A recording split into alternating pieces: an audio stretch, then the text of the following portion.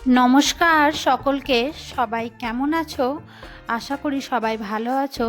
আমি ডোনা, আমার প্রথম ভিডিওতে সবাইকে স্বাগত জানাই।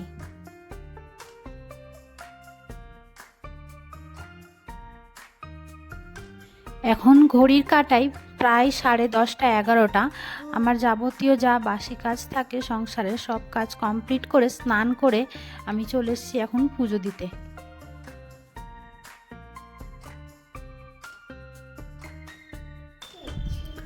তোমরা হয়তো একটা জিনিস লক্ষ্য করছো যে আমি পুজো করছি, কিন্তু এখানে আমি ঠাকুরের চরণে কোনো ফুল দেয়নি।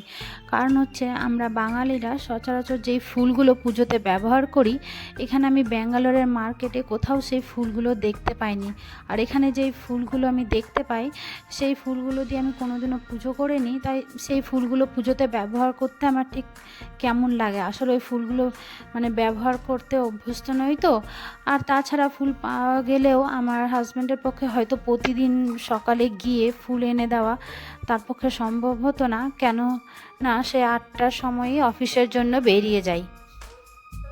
তো আমি বাড়িতে কিছু আমাদের যেই ফুলগুলো আমরা সাধারণত পুজোতে ব্যবহার করি, সেই ফুলগুলোর কয়েকটা চারা গাছ আমি লাগিয়েছি টবে। যখন সেই গাছগুলো বড় হবে এবং ফুল দেবে, তখন ঠিক আমি ফুল তুলব এবং পুজোতে দেবো।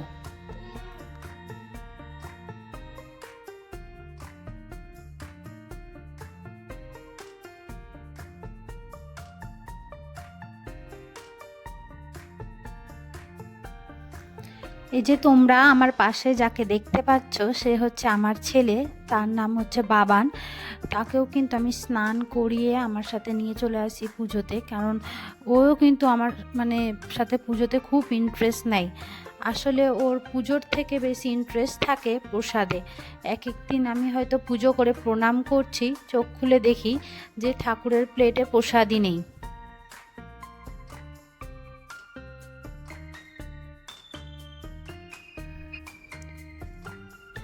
আমার পুজো কমপ্লিট করে আমি চলে এসেছি কাপড় মেলতে। তোমরা দেখতেই পাচ্ছ যে কাপড়ের বালতিটা আমার ছেলে নিয়ে আসছে। আসলে প্রতিদিন বালতিটা ওই নিয়ে আসে। ওকে যতই বলা হোক যে বালতিটা ভারী আছে, তুমি পারবা না, ও কিন্তু শুনবে না, বালতিটা ওই নিয়ে আসবে। ঠিক তেমন আজকেও বালতিটা ওই নিয়ে এসছে। তো চলো কাপড়গুলো মেলে দিই।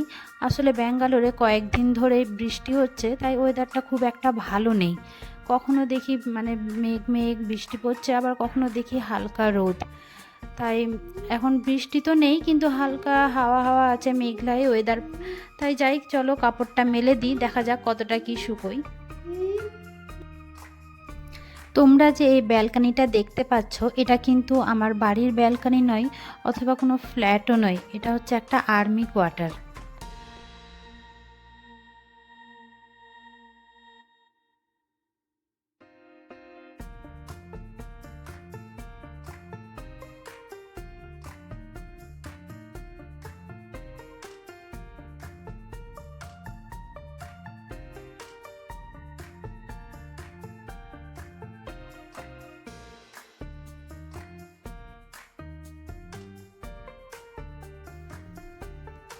আমার কাপড় মেলা কমপ্লিট হয়ে গেছে, আর আমি আমার ব্যালকানি থেকে প্রতিদিন যে ভিউটা দেখি, চলো সেটা তোমাদেরও একটু দেখাই। এই যে দেখো চারিদিকটা আমার ব্যালকানি থেকে কেমন দেখতে লাগে।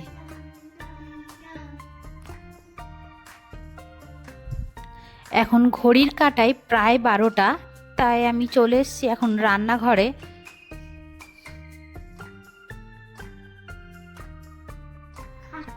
রান্নাটা তাড়াতাড়ি করে নিতে হবে, কারণ 2টো 2:30 নাগাদ আমার হাজব্যান্ড অফিস থেকে চলে আসে লাঞ্চের জন্যে।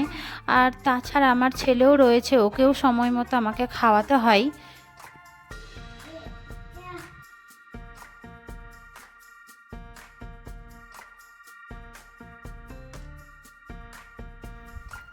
চলো আজ কি রান্না করছি তোমরা দেখতে থাকো।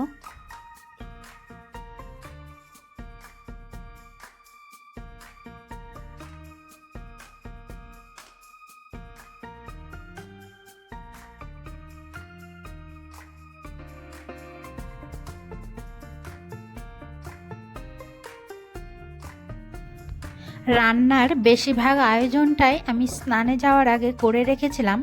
এখন যা টুকিটাকি বাকি আছে সেটা আমি করে নিচ্ছি।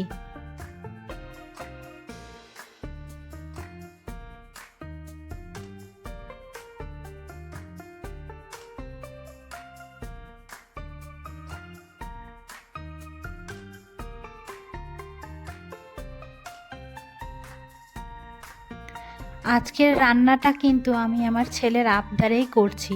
আজ আমি ভেবেছিলাম নিরামিষ করব, কিন্তু গতকাল সে ভিডিও কলে তার দাদুকে ডিম খেতে দেখায়, বললে নাকি ডিম খাবে। তাই তার বাবা বলল ঠিক আছে ডিম করে দিও। তাই ভাবলাম যখন খেতে চেয়েছে তো আজ নিরামিষ না করে ডিমটাই করি। ডিমটা কিন্তু আমি আমার ছেলে দুজনেই খুবই ভালো খাই। আমার হাজব্যান্ডও অতটা পছন্দ করে না, কিন্তু আমার প্রিয় খাবারগুলির মধ্যে কিন্তু ডিম একটি।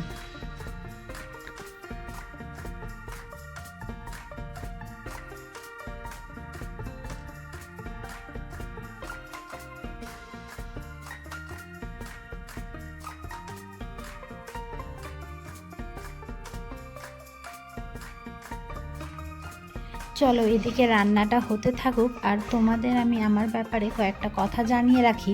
কথাগুলো জানা থাকলে হয়তো তোমাদের আমার ভিডিওটা দেখতে আরেকটু ভালো লাগবে। আমার হাজব্যান্ডের বর্তমান পোস্টিং হচ্ছে ব্যাঙ্গালোর, ও আর্মিতে জব করে। তাই তার কাজের সূত্রে আমরাও এখন বর্তমানে ব্যাঙ্গালোরেই আছি। যখন আমি প্রথম ব্যাঙ্গালোরে আসি তো আমাকে ছাড়তে আমার মা বাবাও এসেছিলো আমার সাথে। তারা বেশ কয়েকদিন এখানে ছিল, তাদের সাথে বেশ থাকলাম, ভালোই লাগলো থাকতে। কিন্তু যখন মা বাবা বাড়ি চলে যায় তখন আমি ছেলে সারাদিন একা হয়ে যেতাম। কারণ তোমাদের বললামই আমার হাজব্যান্ড সকাল 8টার সময় বেরিয়ে যায় অফিসের জন্যে, দুপুরবেলা এই 2-2-2:30 নাগাদ আসে, কয়েক ঘন্টা হয়তো থাকে, দিয়ে আবার বিকেলে বেরিয়ে যায়, দিয়ে সেই রাত্রিবেলা অফিস থেকে ফিরে। সারাদিন আমি ছেলে একদম একা হয়ে যেতাম, তাই একদম ভালো লাগতো না। তখন প্রথম এসেছিলাম, আশেপাশে কোনো তেমন ফ্রেন্ডও হয়েছিল না, কোনো তেমন চেনা জানাও ছিল না কেউ, তো খুব একা লাগতো, একদম ভালো লাগতো না ব্যাঙ্গালোরটা। কিন্তু এখন ছেলের সাথে আমি একাই থাকি, কিন্তু কিছুদিন থাকার পর আশেপাশে আমার ফ্রেন্ডও হয়েছে, আর এখন থাকতে বেশ ভালোই লাগে। আর যখনই ফাঁকা সময় পাই আমি, আমার ফ্রেন্ডরা এবং আশেপাশে আরও যারা প্রতিবেশীরা আছে সবাই একসাথে বসি, গল্প করি, সময়টা বেশ কেটেই যায়, ঠিক আর একা একা ফিলটা হয় না, বেশ এখন ভালোই লাগে থাকতে।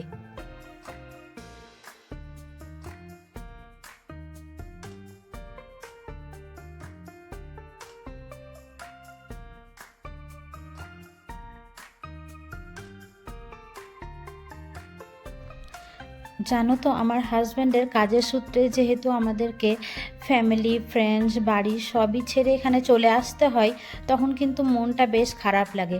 কিন্তু এই জবের আরেকটি দিকও আছে, এখানে আমরা সবাই একসাথে, অনেক রাজ্যের মানুষ, যাদের ভাষাতে অনেক ডিফারেন্স, কালচারে অনেক ডিফারেন্স, সবাই একসাথে একত্রিতভাবে থাকি, তখন কিন্তু বেশ ভালোই লাগে।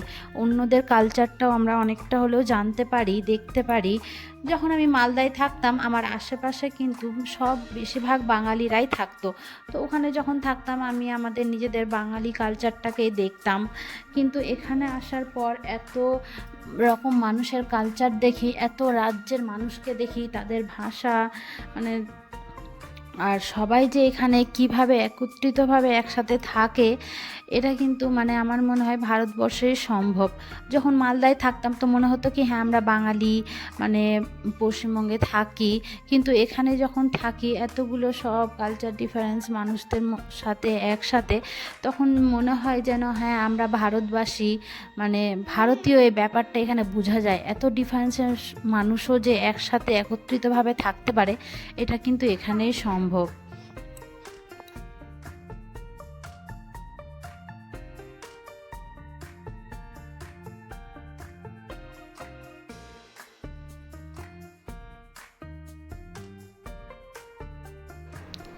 এই যে তোমাদের সাথে গল্প করতে করতে কিন্তু আমার রান্না কমপ্লিট। আর রান্না কমপ্লিট করে আমি চলে এসেছি রান্নাঘরটা পরিষ্কার করতে। আমি সাধারণত রান্না কমপ্লিট করেই রান্নাঘরটা পরিষ্কার করে নিই, কারণ রান্নাঘরটা যদি নোংরা থাকে তাহলে আমার মনে হয় ঘরবাড়ি খুব নোংরা, আনঅর্গানাইজড মনে হয়। কিন্তু আমি রান্নার পরপরই যদি রান্নাঘরটা সঙ্গে সঙ্গে পরিষ্কার করে নিই, তাহলে আমার রান্নাঘরটাও বেশ পরিষ্কার, অর্গানাইজড হয়ে যায়। পরের দিন বা এর পরে যখন আমি রান্না করি তো রান্নাতেও অনেক সুবিধা হয়, আর ঘর বাড়িও ভালো লাগে দেখতে, আর আমার মনে হয় যেন আমার অনেকটা কাজই কমপ্লিট হয়ে গেছে। তাই আমি রান্নার পরপরই রান্নাঘরটা পরিষ্কার করে নিই।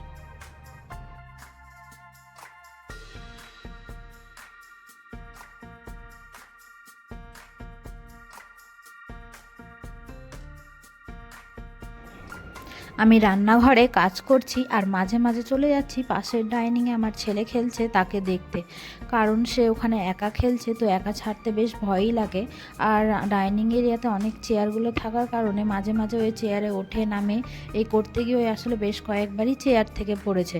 তাই জন্য তার বাবা আমাকে বলেছে তাকে দেখে দেখে রাখতে, তাই জন্য বারবার আমি রান্নাঘরে আসি, কাজ করি আর বারবার চলে যাই ওকে দেখতে যে ও কী করছে।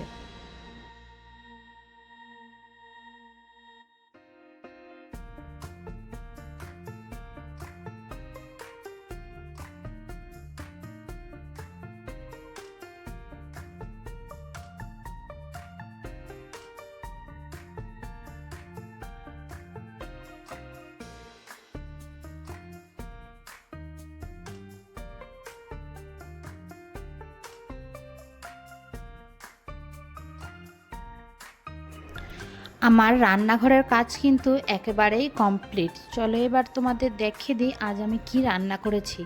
আজ রান্না করেছি সাদা ভাত, তার সাথে ছিল শসা, পাঁপড় ভাজা, মটর ডাল, আর এই যে আমার ছেলের আবদারে ডিমের কষা, আর রয়েছে টক দই। এই দইটা কিন্তু আমি ঘরেই পেতেছি।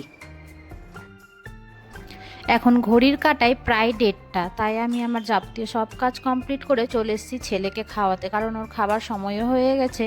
ওকে খাওয়ানোর সময় আমি ভাতটা একেবারে একটু বেশি করেই নিয়ে নিই, কারণ ওই খাওয়ার সময় এক সময় ভাতটা ফেলেও দেয়, আর তাছাড়া ও খাওয়ার পর যা ভাত বাঁচে সেটা আমি খেয়ে নিই।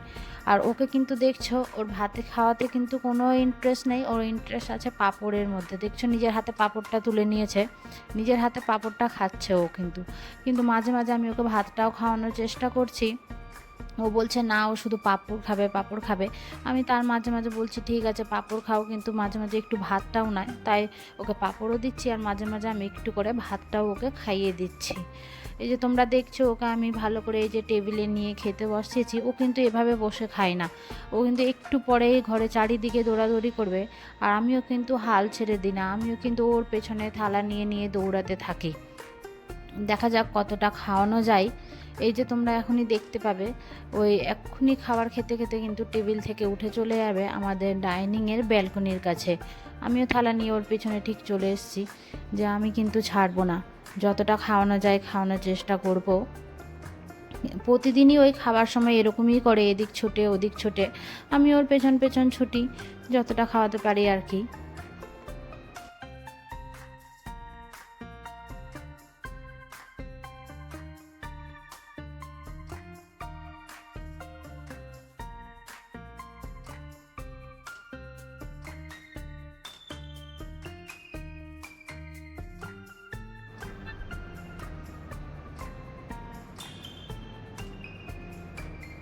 ছেলেকে খাইয়ে ঘুম দিয়ে আমিও একটু আরাম করছিলাম, তার মধ্যে থেকে বাইরে থেকে বেশ জোরে জোরে হাওয়া আসছে, তাই চলে এলাম তোমাদের বাইরেটা দেখাতে।